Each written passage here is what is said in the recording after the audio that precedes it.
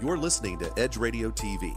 The views and opinions expressed in this program are that of the host or guests, and not the Edge Radio Network or its advertisers or affiliates.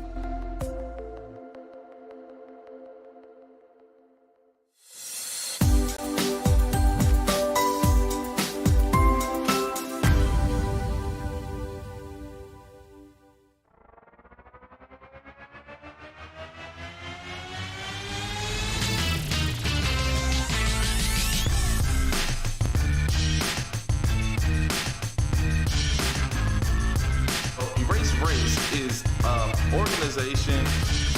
It's a movement. We're talking about unity. We're talking about unity.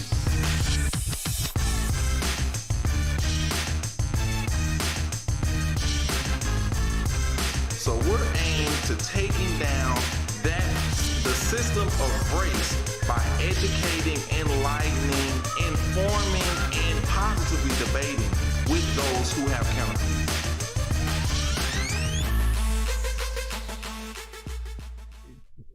Hey, and welcome to Edge Radio, where the truth still matters. We're here to talk about unity. I'm Carlin Charleston. I'm here with my boy, my co-host, Richard Jennings, and we want to talk about unity today. So we're glad to have you. If y'all just finished watching that, I'm just saying you had Tennille doing her thing with her touchy subjects, and we just so we got this transition. They still in the studio, and so we like always having that after show discussion, so we can clarify. But now we're gonna just talk about some unity things. And I tell you what, man, we got to start with that basketball game. We in Texas, we straight out of Texas. And we representing because Baylor is in the house. Baylor, #1 national champion. Crushed it. You know, I believe I have to tell the truth. I was doubting Thomas on this deal. Oh, you were doubting? I did. I was looking at Gonzaga's record all year. Undefeated. I mean, you had to be. They were just whooping on. And for the last 5 years, they have been beating everybody up. Yeah, and then Baylor just punched them in the mouth and just kept punching them in the mouth. Wire to wire. They just from the start, boom. 9-point lead. Oh, and man. Never took the foot off the gas. That was amazing. That was pretty amazing. Yeah. And here's the kicker. You know, first of all, anytime I'm watching sports, whether it's college or pro, whatever, I go with those intangibles. I go, this is my team. Why do you like them? Yeah, it's because of the way they carry themselves. I heard that their coach, Scott Drew, he had this philosophy called joy. He said, "That's right. We play with joy." He said, "Jesus, others, and yourself." I was like, "Oh, that's my team. I'm with them." Plus, you double down on them. They got Texas too. Yeah. So you got Texas, then you got this joy concept. I'm like, I love that because that shows me leadership, and I'm big into leadership. I'm like, that's what I'm talking about. You go out there and you lead the team and say, "Here's what we represent. Here's what we do." So I was feeling them, before the game, and I was like, I got to go with Baylor. But I thought it would be really, really tight. I said it's gonna probably be like the Gonzaga UCLA game. I come down to the last shot, but Baylor said no. You know, Baylor survived a storm of I don't know. It was sexual impropriety stuff that was happening on the campus a couple of years back, and they lost some really top tier basketball team. Well, no, I'm talking on sports in general. Because especially like volleyball and women's basketball, some of those, because of that, some people were a little bit scared. And so, mean people didn't come? They did not come. Okay. Yeah, we didn't see the departures because they never came in the first place. But the faculty got together, hired this coach, amazing guy, just really built a culture of just strong character. And I believe that's what we saw last night. It wasn't just talent, it wasn't just skill, it was the character of these players. They didn't get rattled one little bit, and the way they pulled together as a team, man, that was amazing. And here's what's cool, great story. Or here's what's old school about it. In this day and age, a school hires a coach, and even the pros, they hire a coach. You got 2 or 3 years to produce something. Yeah. If you don't produce, you're out. Yeah. This coach was hired in 2003. They played the video clip last night of him in 2003 saying, "I came here to Baylor to get a national championship." What are we? Man, 17, 18 years later, and he gets a national championship, and they stuck with him all that time. Because I'm sure there were some lean years in there, stuck with him, and he's here. Yeah. And you don't have that kind of patience. We don't have that kind of patience in society anymore. So that's what I like. That's what's old school about it, which shows that Baylor then has a program in place where the people there are saying, if you got the right vision, and you're going to make it happen, we're going to stick with you. Because that's not happening in most sports. I only see good days ahead for Baylor. I really do. Such a small school, though. When small, you think of small school, and but the way that they came together, each player brought the best out of the other player, and the coach made great calls. It was just amazing. Sorry that I was the doubting Thomas. So how you get University of Texas, which is huge, right? They got all the money, they got all the alumni, they got the facilities, they got all this stuff, and they can't make nothing happen. What's up with that? It's about character. It's about character. It is about I'm character. feeling you on that. Okay, so let me tell you a story of University of Texas. One of our girls, with Ashlyn, played junior high school, and club ball with her. So Ashlyn goes in her direction to her university, and our friend Nina Umbanu, who is a top-tier recruit, went to Louisville. And so they were playing at UT, and we said, well, we got to go see Nina play. So we're there in the stadium. I'm not a big UT fan, but you know what? I thought I want to enjoy this experience. Mm-hmm. Louisville, UT was ranked third in the nation at that particular time. Mm-hmm. Louisville, way down the list. Right. Louisville comes in and hands it to them, beats them in their house. The beginning of the game, I mean, the band is going, the crowds they're so happy.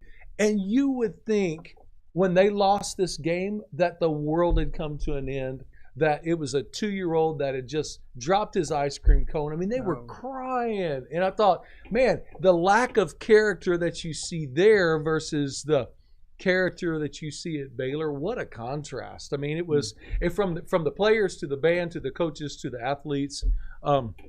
Not saying everything's wrong about UT. I mean, there's parts of that campus and culture that I love, but just the contrast between UT character, Baylor character, it's a totally different world. So. Baylor. Well, and when you win a national championship, what does that do for your recruiting? Ooh. What does that do for your recruiting? What does that do for your funding? Yes. Oh my goodness! Because I remember my little alma mater, North Texas. They upset a couple of years ago in football. They upset our University of Arkansas, beat them really bad. Right. And man, everybody began flocking in. It was like, hey, let's go see our alma mater. Yeah. And that's a small school. So, Sure. So I'm saying for somebody like Baylor, that's tremendous, and it's good because, like I said, because they did it, as you say, with character. They did. So you're willing to really support them. So that's awesome. All right. So hey, Baylor national championships. That's got to be a great feeling after all this time. Their first ever basketball national championship. So yeah, I mean, let me back up a little bit. I'm not saying I hate UT. I'm not saying that at all. Are you trying to cover yourself? I am. You must know somebody at UT who's coming after him. Come on, let's name it up. Vince Young, right? Yeah, he was amazing. Yeah, 2005. Earl Campbell. Right? Earl Campbell. I mean, come on. There's great history there. It's just in these last 2.5 decades. I mean, it's not the same. UT. Yeah. No, you and I, because being old, then we remember the glory days. You're talking about the glory days of UT. Glory days. There were glory, and I don't know what happened. Because if you still got all that money, and I guess it has to do with the people you bring in or something. But yeah, they lost it. Really, they don't have the magic anymore. And maybe it's the Matthew McConaughey thing, right? Now he's all up in the campus. He's everywhere. Yeah. He's doing it. And so I think that we're going to see like a shifting of gears there with him. Maybe because he's talking about running. It's in the circle. It's in the rumor circle that he's talking about running for governor. Did you see that? You hadn't seen that yet? Matthew McConaughey run for governor of Texas? Yeah, I don't know. We'll see. Anyway, UT is not the UT that I grew up really appreciating. It's the same school, just a different vibe. Maybe I'm just missing it. I don't know. All right. Yeah. Well, that's all of our Baylor time. All right, let's talk about something else before we go to our break. Let's talk about the latest happenings in the Derek Chauvin trial. Oh man, they're in Minneapolis. I'll tell you what. I watched I watched parts of the first couple of days, and I haven't watched it since. I know yesterday they had the chief of police on there, and he was making a statement that none of the things that Chauvin did were part of their policies, and so kind of distancing himself there. And so what do you think? What do you think at the end? We get a conviction? What's going to happen? I do think there's going to be a conviction. I don't know if it's going to be as severe as some are anticipating. What was he? A third-degree murder? Is that what he got? Third-degree murder? I don't have the details on that, but lack of training, Maybe it was lack of discipline to follow. See, that the police training. chief said He didn't follow the training. What I'm wondering is the other officers that were there, their lack of intervention to say, hey, he's already okay. So he asked to be laid down 4 times. You can hear it on video. Mm-hmm. So he's laying down. But why do you have to put that kind of pressure on his neck like that? Why wasn't there another officer, instead of turning a blind eye, like, hey, okay, all right, he's down, he's not getting up, and if he does, we'll handle it? I don't understand. So either that's the boys club mentality of the police force, where we just go out and do whatever we do and we kind of support each other regardless of what they do, or they're following some standardized procedure which says this is what you do when you because you could see the one cop standing there trying to keep people away, and he's not letting anybody intervene. The bystanders and the people videoing, they're saying, you're killing him, and the police officer is saying, stay back. So it's that, what part of that would have allowed you to, as a fellow police officer, to look back and say, hey, Derek, you got the guy down, get off of him. That's right. And so that's what they're going to, because I'm sure those guys have trials pending too. Of course, Derek Chauvin's the big one. Right. Those guys got trials pending as well. I think at the end of the day, when this trial is over, number one, because of the civil lawsuit, $27 million, that's a tough bill for anybody to pay. But the criminal charges that are going to come forward is going to give an underscored statement that says, you know what, in the future, we really better pay attention to how we follow protocol, how we follow our training. It all comes down to training. I mean, that's what the police and military is all about. You have to follow your training. And if you miss a beat because somebody's acting unruly or different, it's no excuse. It's no excuse. And should George been more compliant? Yeah. There's a lot of stuff going on there. Bottom line is, he shouldn't have been on his neck like that, and we're going to see the consequences of it. Yeah, it's going to. And the biggest thing, on Talk About Unity, we talk about what are the prospects for our country as we go forward, because how is this going to affect us? Yes. And that's what's key about this. So that's why we do need to pay some level of attention to how this proceedings happen, because I tell you what, it's going to be our reaction to it that's going to make the determination of if we're able to go forward. So that's all about preliminaries. We're going to get down to the real topics as soon as we come back from this break. We're going to talk about what's happening with that Georgia voting law and how it's affecting other areas of our society, because it's having an impact on what some businesses are doing, the way people are responding. So we're going to talk about that in depth before we get to some other items and talk about Unity today. So we got a lot of good show left for you. Stay tuned.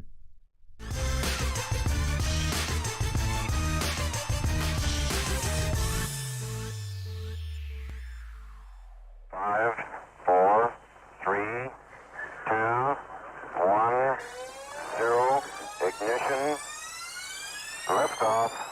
Don't push me because I'm close to the edge. I'm trying not to lose my head.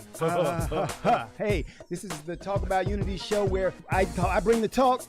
And I bring the unity. And together we talk about unity.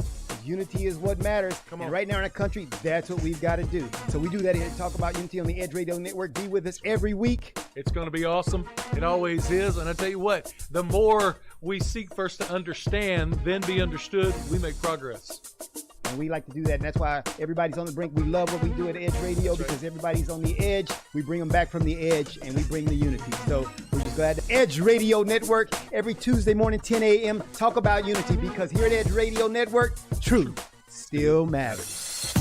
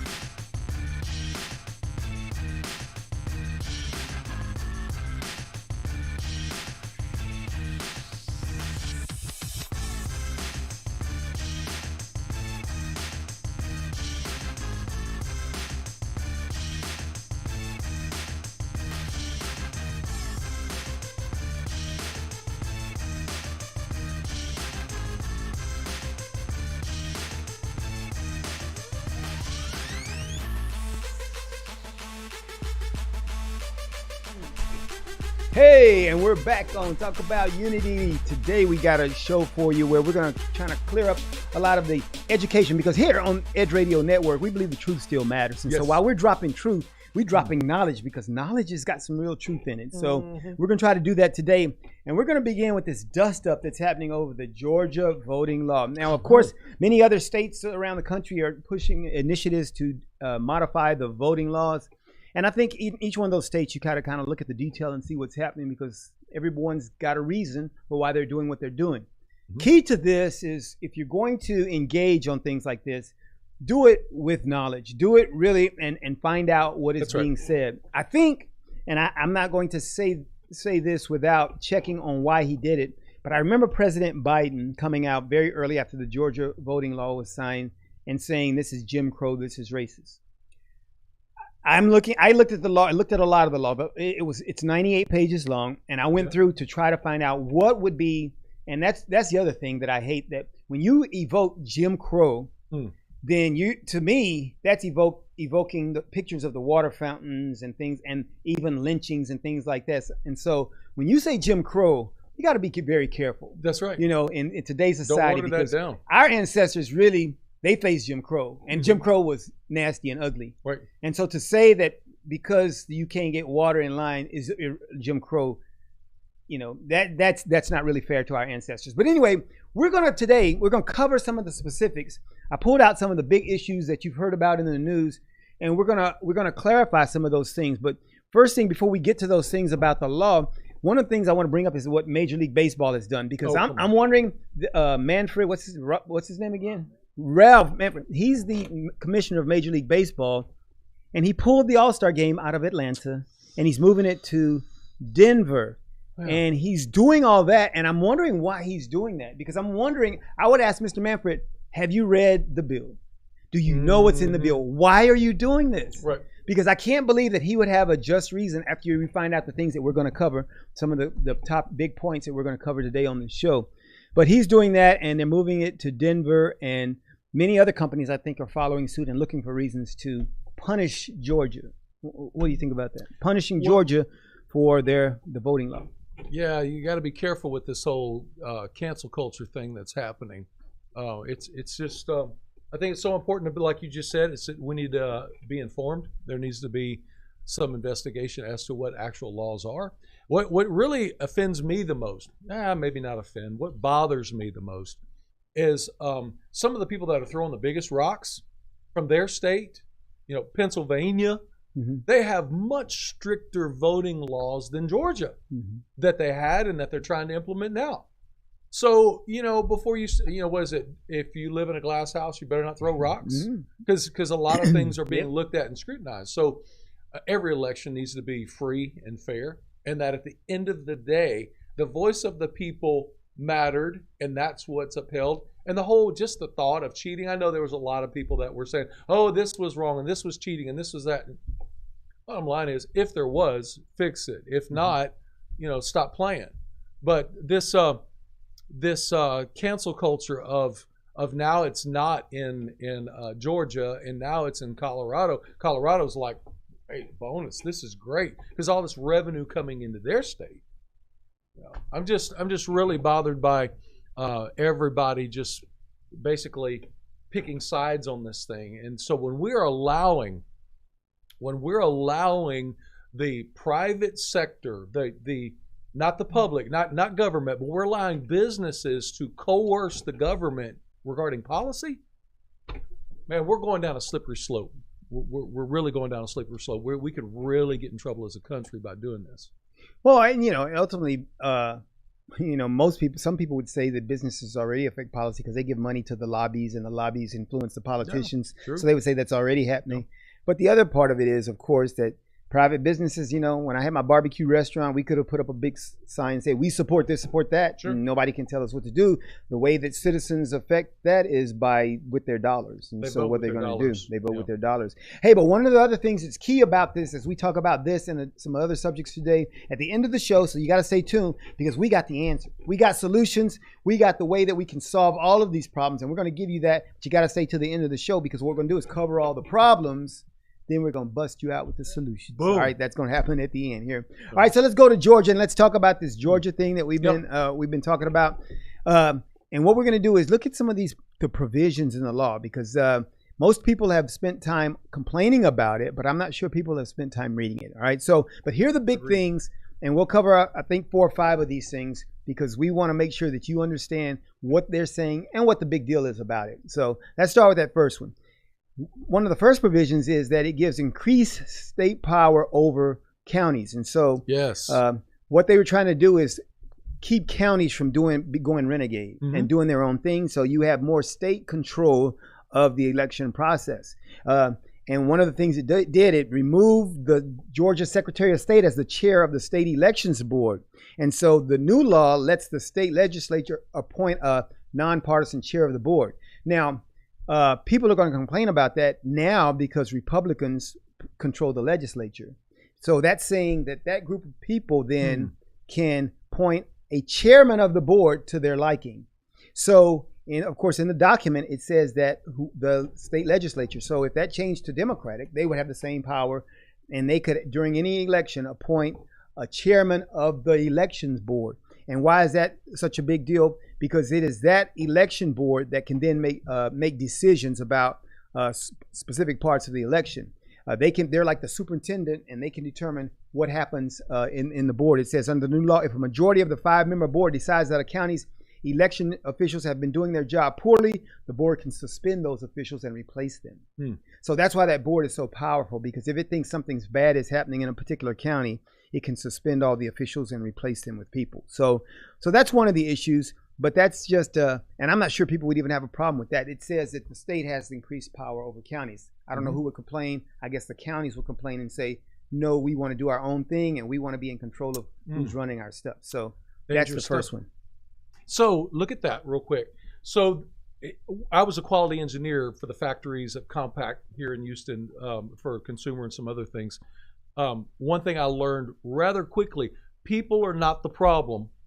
The processes are the problem.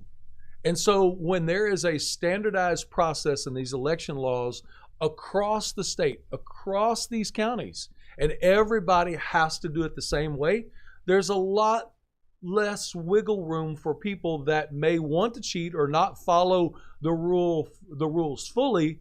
It makes it difficult, make it really hard for people to do the wrong thing, easy for people to do the right thing, and they'll do the right thing. But this whole standardization of the processes is something that I think is a brilliant idea, regardless of if it's a Republican or a Democrat. You know, way before the election comes around again, they need to have these processes in order.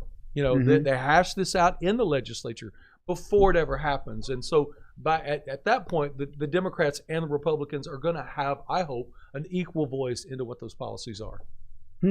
Yeah, and so that's one of the benefits, or that's what they would say, I'm sure, that you'd have that. And I guess it's the same issue. It's kind of like at the it's like at the federal level. If the federal, because it's one of the big moves that's happening too, where they're talking about federalizing the election system for president, so that you don't have states controlling that, which that would be the same principle. You're saying, well, if they could standardize it at the federal level, then all the states would have to abide by the same thing. And you're saying that would make it easier, because a lot of people are fighting that too. And so, but at the state level, that's what you're saying, that they're standardizing the process, and that could be beneficial. So it's one of those things I think, and so that people could argue over that, but at least you understand that that's not a big deal. I mean, not a big deal in the sense that everybody could disagree with that to a certain extent. Sure. All right, and let's cover the second one. All right. And the second one says, this second provision of the new law, it guarantees but also limits the number of drop boxes. Now, I'm not sure if people would say this is restricting or this is pushing voter suppression, but the new law requires that each Georgia county have a minimum of 1 drop box for absentee ballots. And so that reduces the number of drop boxes. People had drop boxes out in public, just various places, everywhere, and some of them without really any control. Right. And so these are boxes, and we're talking about how valuable ballots are. And so this is in an effort to constrain access to ballots. And so what they did was they limited the number of drop boxes, and they also limited the places that you could put them in the amount of time they could be out in open, because one of the things they push, they said the drop boxes have to be located at election offices or inside early voting locations. So that's a big deal. And they changed it, they reduced the number of hours that drop boxes can be open and where they can be located. So what's the problem with that? Where did drop boxes and absentee, but where did all this come from? This doesnthat make sense to me. Oh yeah, so one man, one vote. Yeah, but here's okay. Count, show up. But here's the deal. That came from COVID, because before COVID they didn't worry about drop boxes. Yeah. So COVID, they brought in these drop boxes. They need a place where people can just go and drop ballots. So that was their reaction. So they're now saying, okay, we did that during COVID. We got to have a standardized process that works. Period. So we want to keep some Dropbox capability, but we can't just be renegade like COVID, because that's the issue why they have. They're glad I'm not in charge. No, listen. You want your voice to matter. You want your vote to matter. Then let me just say it this way: get your tail in the line and go vote on voting day. What? I don't understand that. We're going to get to that when we come back. We're going to get to that when we come back, because the drop boxes before were 24/7. They were outside just hanging out. Yeah. You go to a 7-Eleven or Walmart outside. Get your lottery ticket and your voter. Get your lottery ticket and you could drop, and it didn't restrict access to it. So that's crazy. So we come back, we're going to talk about early voting and things like that. So we'll talk about that after this break. We got more on the new Georgia voting law. Stay tuned. This is important stuff that y'all need to know. We'll see y'all in a second.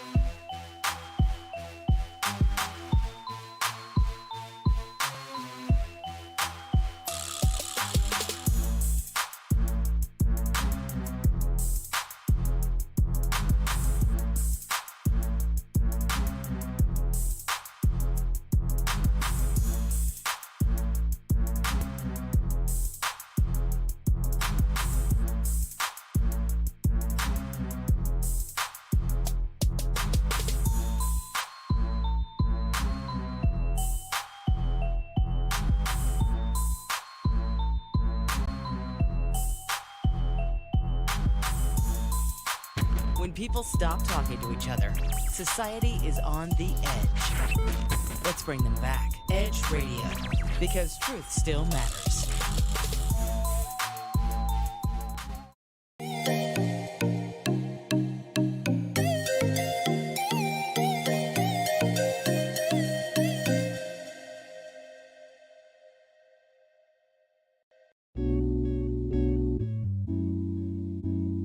Aren't you tired of not getting what you want in bed? Are you ready to spice things up behind those closed doors? Woo! We're here for you every hump day at 7 p.m. This is Sex on the Edge with Jen and Hen. I'm Jennifer Reeves. And I'm Hendrik Scott, and we are professional licensed sex therapists. So remember to watch us Wednesday at 7 p.m. on Edge Radio TV, just in time for sexy time.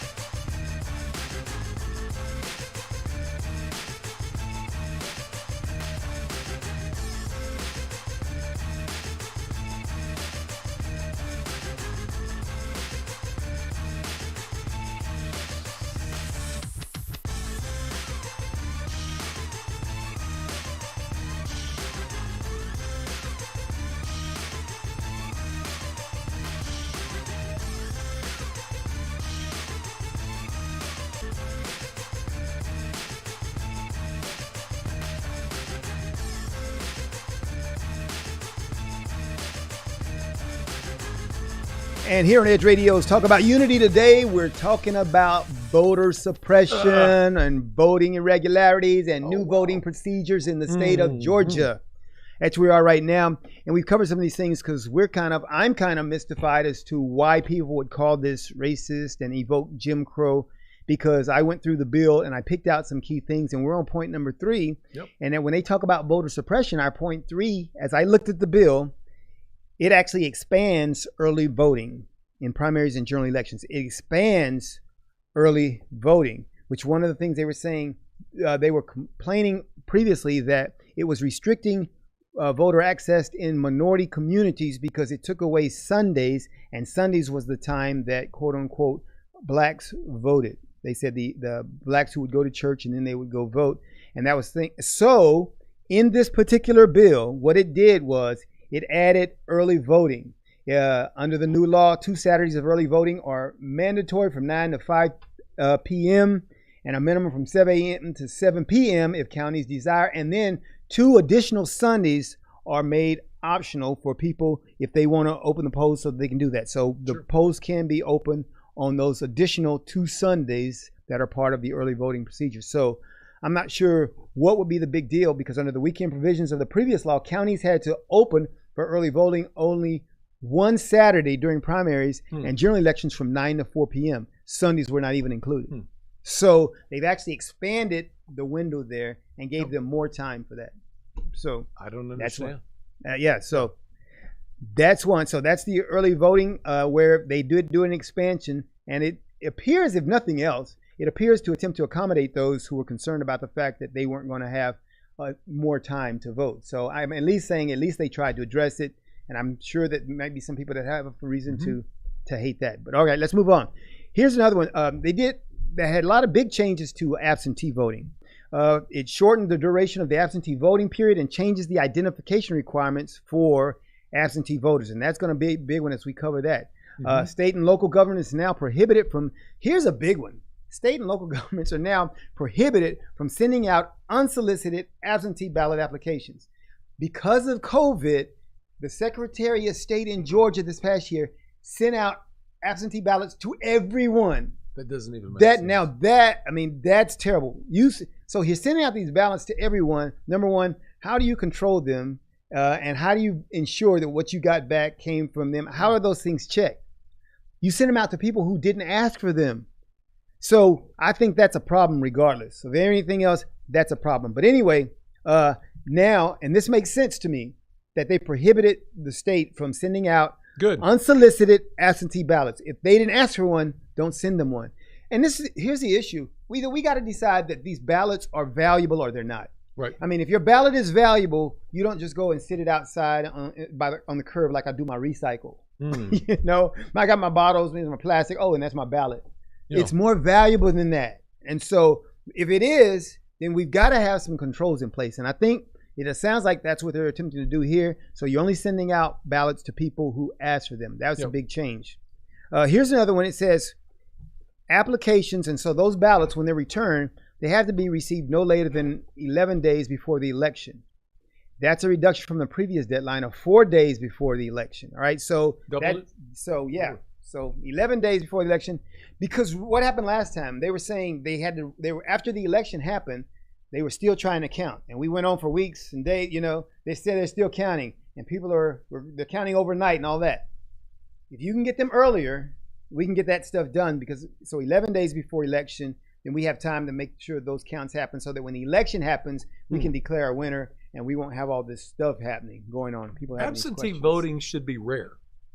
Yeah, should be rare. Should be. But they use COVID to make it pervasive. It shouldn't be. I totally get some of that. Yeah. So they had to do some things for COVID. So we give you a pass on screwing it up this time. Right. on doing these things, because we allowed a lot of things that we probably wouldn't allow if we didn't have a pandemic happening. Sure. But we got to fix that. And I think so this particular bill in a whole, the pages that I read, seems to just say, yeah, we did something. We had an anomaly this past year, but we're going to correct that in the future so we have a standardized process. That's great. And so I think it's good. I'd really like somebody who's read it and still on the other side to talk to me about it, because I'd love to have a discussion. All right. So here's the big one. Here's the biggie. voter ID. Now, we could talk forever about this one. And I got to find somebody I might have to find my brother. But I talked to Dwayne, and he said he wasn't spun up on all of this because I really wanted to talk to him about this. He said, because I wanted to bring him on the show so we could talk about this. But he said he wasn't spun up because we need to talk about this. He needs to be spun because up. I can't understand this. All right. Because here's the deal. Okay. Voter ID. All right. Voters will have to provide their Georgia driver's license, the number on their state ID card, or the last 4 digits of their social security number. If they don't have any of those, they can then provide several alternative forms of identification. They can give a copy of the utility bill, a bank statement, or a government check made out to them. Those aren't even IDs. All right. Yeah, but they're trying to. I mean, they're trying that's to say really if you don't have these, accommodating. here's some other things that we can do. All right. Yes. Now, so here's the issue. All right. If a person, and let's say a person was incarcerated, all right, and they might not have a driver's license, or they might have, for what, I don't know, whatever reason they'd have, because you can still get a driver's license, if you've been incarcerated, you can get a driver's license. Or your social security card. If you've been incarcerated, you don't lose your social security number. No. You should still have the last 4. If minus me having some brain malfunction, I'm going to always know the last 4 of my social security number. Right. Even if I don't have a card or anything else. If you provide that, you can still vote. So, and then if you don't have any of those things, which sounds crazy to me that you wouldn't have at least one of those, then you can have a government check issued to you in some form, a utility bill with your name on it, which I can understand. Maybe you don't have any utilities in your name. You're not paying any a house note or any utility bills. How do you write a check? You don't do maybe they don't write checks, so they don't have those. But if you don't have any of those, then you can have a bank statement. If you open up a bank account, which you can open up a bank account, anybody, So you got all these options, and so they're still complaining that voter ID is making it too hard on people to vote. I don't get. I just don't get. I Vince, can't wait. Vince, what, Vince? What did you say, Vince? That's our producer. I'm asking Vince because Vince is our youthful person who says, "Yeah, but what about this? What's the other side? Any reason somebody would not have one of those forms of ID? Any reason? I mean, Vince is our young rep on this stuff because we are old people. We speak for the old people. He's for the Pepsi generation. Yeah. And he's saying he don't see it. He don't see it. So we're asking you, comment, let us know, is there some reason somebody wouldn't be able to get any of those voter IDs? Now, of course, the old system, here's what they did in the old system. If they had to match on these absentee ballots, they tried to match handwriting, and so they had to. That seems so old. That's a dinosaur. Somebody sitting in there looking at each one going, yeah, that's the same S. Is the same S as the person who just signed on the ballot. That's the same S. That's crazy. No. That's absolutely ridiculous. So I don't know, Manfred, Joe Biden, all the people who had a problem with what they do in Georgia, you got to talk to me on this one. We got to have a conversation, all right? So we'll have more discussion about that one, okay? I can't wait till we get to the solutions on that. So we got solutions. All right. So here we go. All right, and here's our final one, all right, on the Georgia voting law. And we're going to move on to some other topics. We got lots to cover, okay? Food and drink. Food and drink restriction. Now, this one was talked about big time in the press. You can't even give a person a bottle of water in line. All right, if you read, and I specifically read this one, I had to find this in the bill to really find out what it was talking about. This was in the same paragraph that talked about banning campaign activity, because people often came up during an election process, and you're not supposed to do certain things within certain distance of the polling place. And people, as part of a campaign, would come up and they would try to sway people to vote a different way. And so they would give gifts and other things. And so this was part of that same paragraph, all right? And so the new law now, it makes it a misdemeanor for any person to give or offer any money or gifts, including food and drink. So it had including food and drink in there, but they pulled that out and said, you can't give a person a bottle of water in line. Yeah, because it's part of this banning certain actions within a distance of the polling place. All right, you can't give any gifts, including food or drink, to any voter within a polling place within 150 feet of the building, house, or polling place, or within 25 feet of any voter standing in line to vote at any polling place. And that's the part about the line, where if they're standing in the line, then you can't give them that you can't give anything to them because you could have, you could say, hey, well, here's a bottle of water attached as a $100 bill connected to it. All right. Sure. So that's really crazy. And here's the thing, though. We're gonna take a break after we get to this, and we're gonna let y'all think about this as we go to break. It says, because here's the stuff that we didn't hear that's actually in the bill. Poll officers are allowed to make available self-service water from an unattended receptacle to an elector waiting in line to vote. This is there, yeah. In that same bill that people were complaining about. The reason Major League Baseball pulled out their game. The reason President Biden called it Jim Crow. Jim Eagle. The reason poll officers are allowed to make available self-service water to those waiting in line to vote. Awesome. Additionally, it's not a prohibition on voters in line buying food and drink for themselves, so you can have food and drink in line. Mm-hmm. The provision is about other people providing money or gifts, including food and drink. Makes a lot of sense, and it's not as crazy as people made it out to be. This is the truth. I don't understand how people have a problem with this, and it's definitely not racist, but in today's society, you can be racist for pretty much anything, and I can be called racist for saying that that's not racist. So, all right, so that's the Georgia voting law. That's the rundown. I'd love to get feedback. I'm going to have a whole forum where we have a discussion with people on the other side. I'm going to have to get my brother spun up, bring him on the show, and we'll have to talk about it because that's some amazing stuff. All right, so when we get back, we're going to move on to some more controversial issues. We got our Black Lives Matter video we just want to drop on you. Yes. And we're going to do that after the break. More to talk about on Talk About Unity.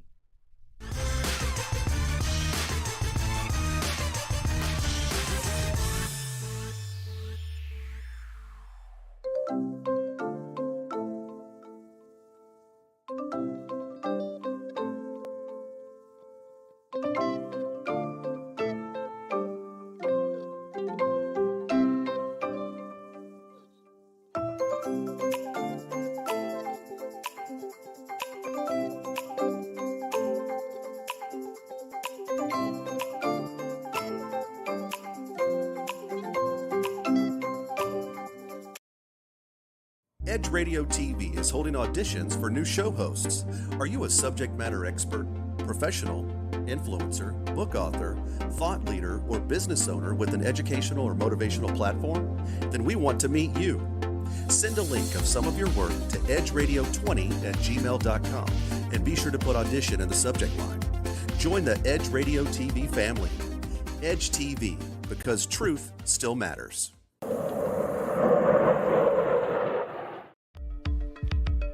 Are you a small business owner concerned about the downturn in the economy?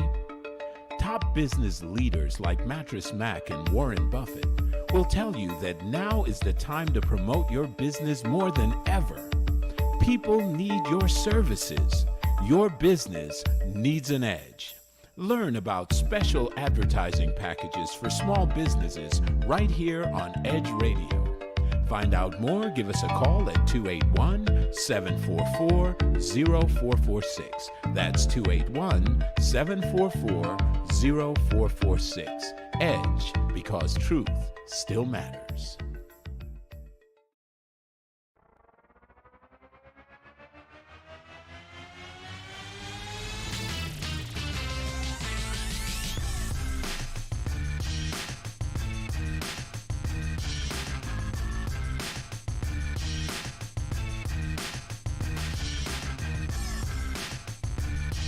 Welcome back.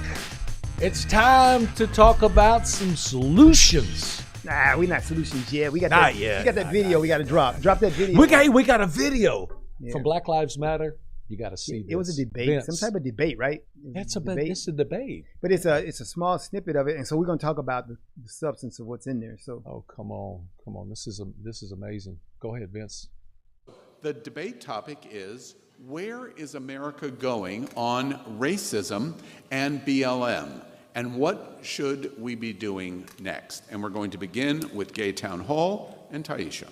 as someone who sits on this panel freely and with consent representing the Black populace, as a Black person, I find it really hard to have conversations and see these opinions from people who do not look like me and don't share that lens and that reality of that fear walking out the house and being troubled when I see a police officer down the street knowing that I could be racially profiled at any moment. We're going to move to Walkaway. Who's going to begin for 2 minutes? I will go. Okay. So I just want to start by saying that I may not look like you, Taisha, but I'm just going to give you some numbers, and numbers have no color. They don't lie. So why don't we start with the fact that there are 328 million people in America. There are 41.4 million Black people in America, which is 12.6% of the population. Yet 12.6% of the population is committing more than 50% of violent crime in this country. 9 unarmed Black men were killed by police in 2019. 9 unarmed. Now, unarmed doesn't mean innocent. Unarmed doesn't mean not a threat. So last year, 0.00022% of the Black population was an unarmed Black person killed by the police. That is why we are burning America to the ground. That is why we are creating this false narrative of Black people being attacked by police based off of 0.00022% of the Black population. This represents 0.1% of all Black homicides in the entire year of 2019. A police officer is 18.5 times more likely to be killed by a Black man than a Black man is to be killed by a police officer. The number of unarmed Black Americans killed by police is down 23% since 2015 when Barack Obama was the president. And 93% of Black homicides are committed by other Black Americans. So if you truly care about Black lives, I suggest you get to Chicago, because every weekend dozens of Black people are being killed by other Black people.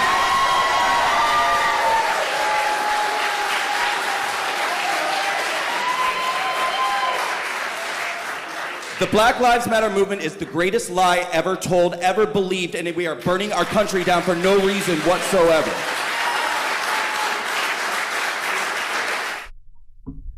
Whoa, Wow. okay, all right. Wow. Pros and cons. Let's be objective about this video. Okay.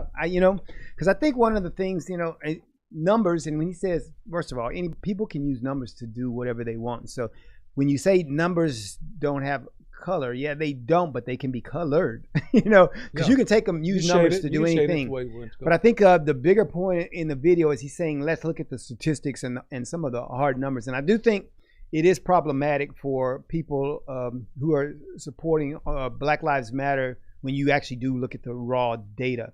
But one of the things is, and I think we talked about this with critical race theory, is that they don't allow you to use the hard data because it's hard. But here's the other thing.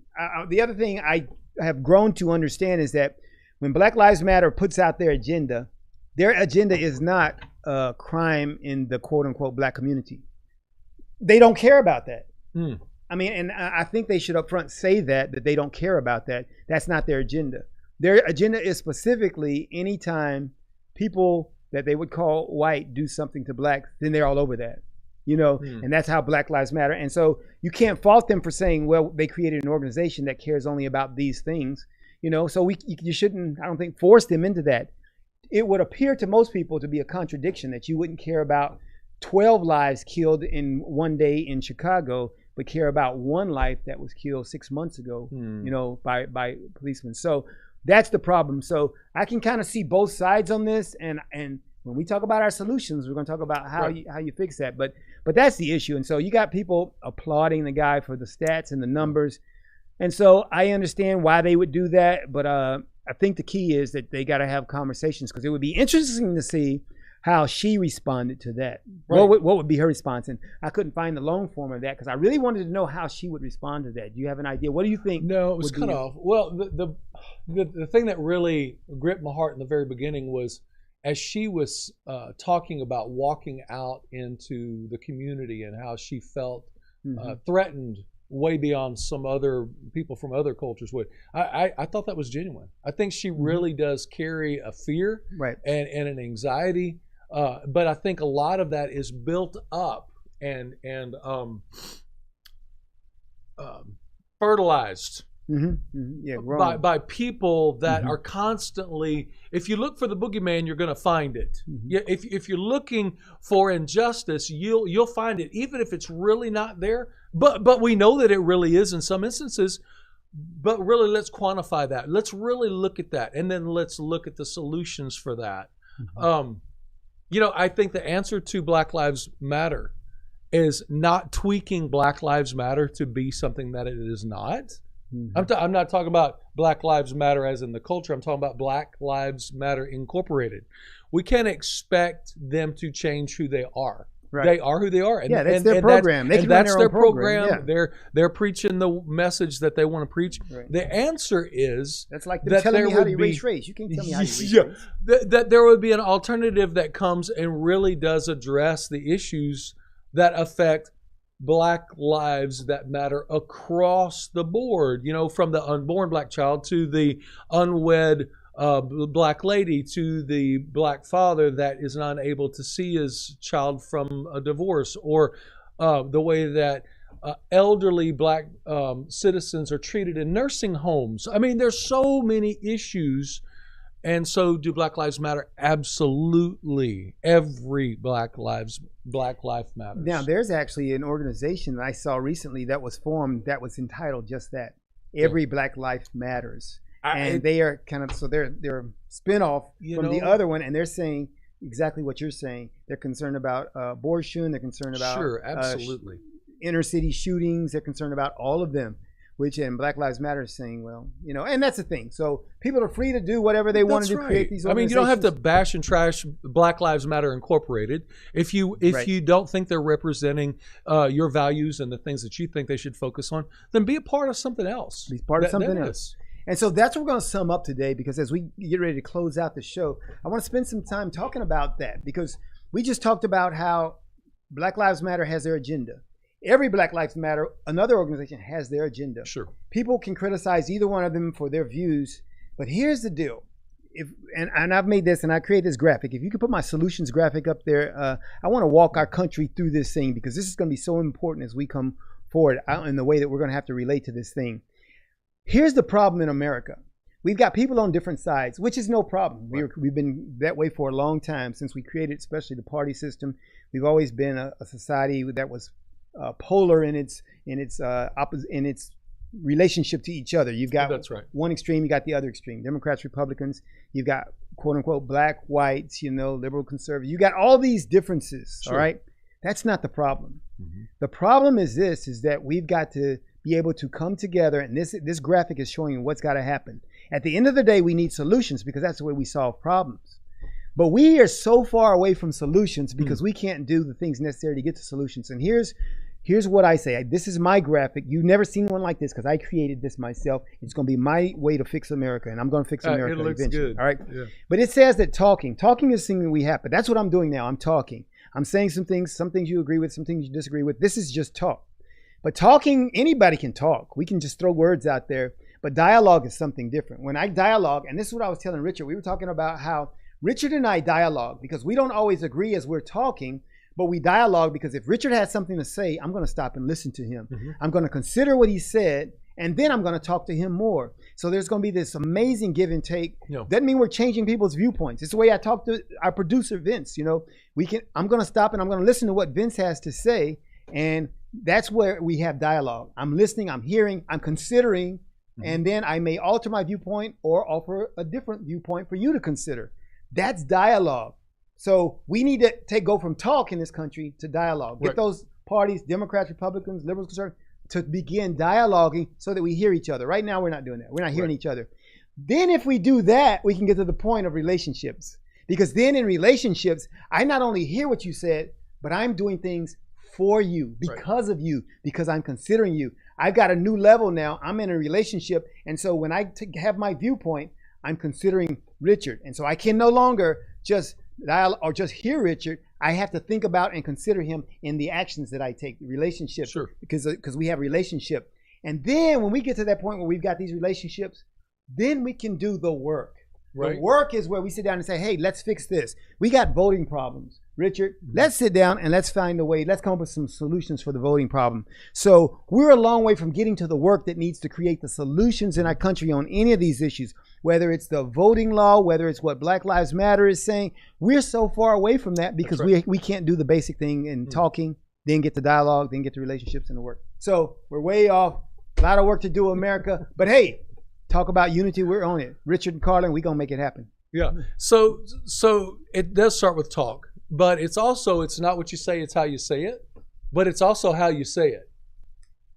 Yeah. Yeah, but how you say it doesn't matter in relationship. See, and that's the key.